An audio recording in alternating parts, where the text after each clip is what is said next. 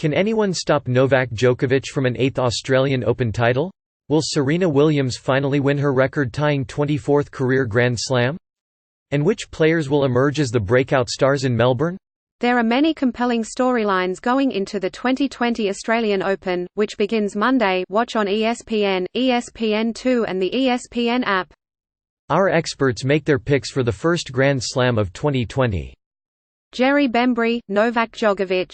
Djokovic has won 4 of the past 6 majors, including last year's Australian Open, where he destroyed number 1 seed Rafael Nadal in straight sets. Pete Bodo, Djokovic. Yep, it's the predictable, boring pick, but his record in the tournament, as well as his recent form, make him a prohibitive favourite. Simon Chambers, Djokovic. His record in Australia is incredible, and he looks relaxed and content, which is usually the sign he is going to perform at his best. Unless his arm injury of last year flares up, I can't see him being beaten. Cliff Drysdale, Nadal. Chris Evert, Djokovic. He is unbeatable and has the best head-to-head record against Nadal and Roger Federer recently. Brad Gilbert. Everything tells me Djokovic will make it number 8 down under, and he is the big favourite, but I am going with Daniil Medvedev to get his first slam. Luke Jensen. Djokovic claims number 17 and tightens all-time Grand Slam titles races with Federer at 20 and Rafa at 19. Djokovic is the most complete player from behind the baseline to the front court. The Australian Open surface speed is perfect for his clean Andre Agassi-like ball striking to win the 2020 Australian Open. Darcy Main. After an early exit thanks to injury at the US Open, Djokovic looks re-energized and as if he has something to prove in 2020. Because, somehow 16 Grand Slam titles doesn't already do that. With wins over Nadal, Medvedev, Denis Shapovalov, Gael Monfils and Kevin Anderson at the ATP Cup in singles play to help clinch the title for Serbia, Djokovic looks virtually unbeatable right now. Patrick McEnroe. Djokovic dials it in down under yet again. Pam Shriver. Djokovic will win again in Melbourne because he has owned Melbourne Park since his first of 7 Australian Open titles in 2008. He is the best hard-court player ever and looked strong at the ATP Cup last week. Bembry. Serena Williams. Her victory at the Auckland Open was her first title since the 2017 Australian Open, so Williams now has a recent taste of winning. That might be enough to get Williams over the hump after losing in 4 Grand Slam finals over the past 2 years. Bodo. Karolina Pliskova is, by far, the best active player never to have won a major. But the progress she has made toward that goal in the past few years, combined with her consistently high quality recently, suggest her time has come. Chambers, Serena. She is 38, but Williams looks to be in great shape and is seemingly injury-free. Now that she has won her first tournament since returning from the birth of her daughter, her confidence should be high. Equaling Margaret Court's record of 24 slams has added pressure, but after Williams lost 4 slam finals in the past 2 years, this can be the time. Drysdale, Serena. Evert, Serena. Her serve is unreturnable, and she has the motivation. Gilbert. I probably would have picked Bianca Andreescu before her injury. Now Serena has a great opportunity to make it slam win number 24. Jensen, Serena. I love players who are consistent with going deep in majors. Over the past 2 years, no one has done it better than Williams. 2 finals in a row at Wimbledon and the US Open, and a semi-final at the Australian Open in 2019 when she was up 5-1 in the 3rd set before an ankle injury messed up that run. Williams is poised to win the Australian Open 2020.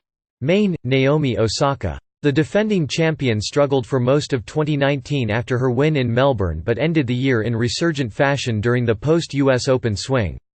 She now appears more confident and happier than ever, and that's probably bad news for the rest of the field. With the return of her powerful game, a newfound attitude and full health, it feels as if everything is coming together for her just in time for the year's first Grand Slam. McEnroe, Serena, it's time. Shriver. Serena will finally tie court in Australia. Winning in Auckland, New Zealand, last week, Serena's first title in 3 years, will give her the confidence she can be the last one standing. Serena's early draw looks favourable. She will need to be efficient and serve well, but history awaits. Bembry, Daniil Medvedev. Medvedev played the best tennis of his career last year, reaching 6 straight tournament finals, including the US Open. I'll repeat what I said in this space before the US Open, Medvedev is the guy who can shake up the big three. Even if he doesn't, he's sure to be entertaining. Bodo, Andrei Rublev, a 22-year-old Russian, has overcome some significant setbacks after a promising debut. He's compiled a 13-match winning streak going back to mid-November, has won 2 titles already this year 8-0 and is in the opportunity-rich second quarter of the draw. Cambers, Denis Shapovalov. Since hiring Mikhail Yuzhny as coach last year, the Canadian has moved up another level and is now showing the kind of consistency that will make him a huge threat. He has all the tools to be a future champion, and a fourth-round clash with Roger Federer would be the perfect stage. Drysdale, Rublev. Evert, Stan Wawrinka has the experience and is not afraid of the big three.